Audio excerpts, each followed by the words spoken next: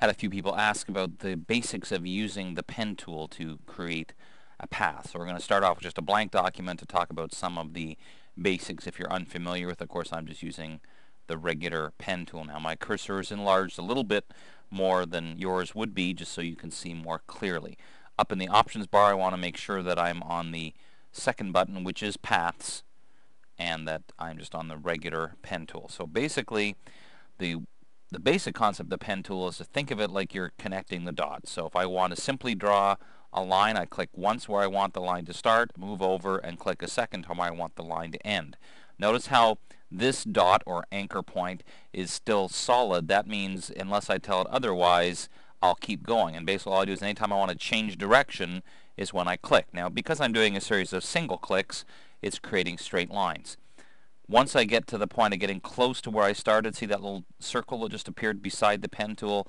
That tells me that I'm about to make a closed path, and now I could start drawing another one. If you ever want to just draw a single straight line like this, you want to make sure that that dot isn't solid, because if it is, again, if I tried to start a new line over here, it's going to join them up. So what you need to do, a very simple technique, and people talk about this all the time when you hear them talking about paths, they'll say just either command click or on Windows control click, which simply means hold down the command key or control key in Windows. It temporarily gives you the pointer.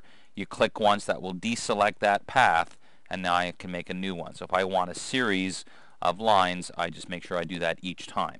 Of course, if you want to make a perfectly straight line, you would throw in the shift key, and that will make it perfectly straight for you. So that's kind of great if all you're ever doing is drawing, living in a completely rectangular world.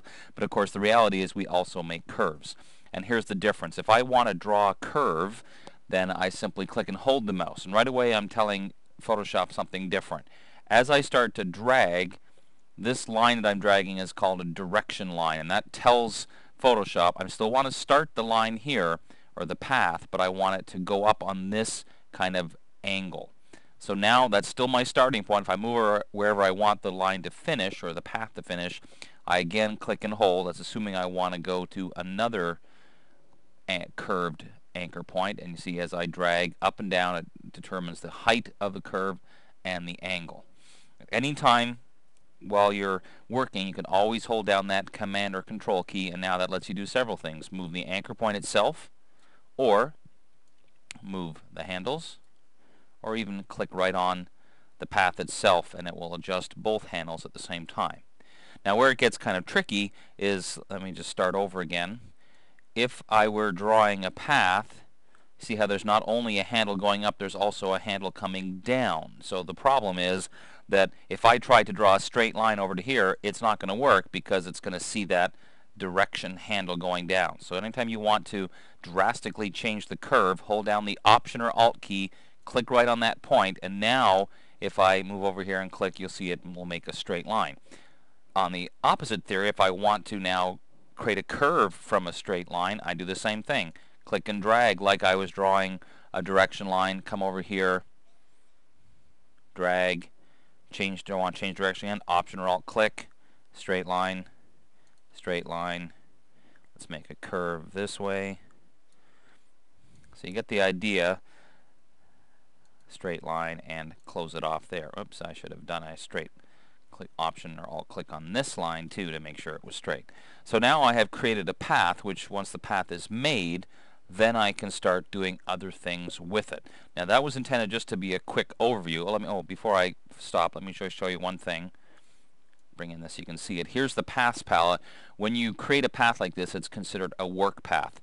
Of course, even at this point, I can go back and make adjustments to it if I need to. But at a certain point, if you want to make sure this is saved, then it's a good idea to just double click to rename it something, and that means it's actually saved with a name other than work path, so then you can come back to it later. Now in part 2, we'll take a look at how you can actually use the pen tool as a way of making a selection of something.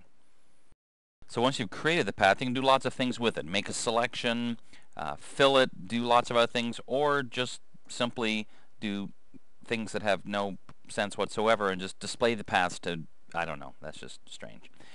So we'll see you in part 2. I'm Dave Cross. Bye for now.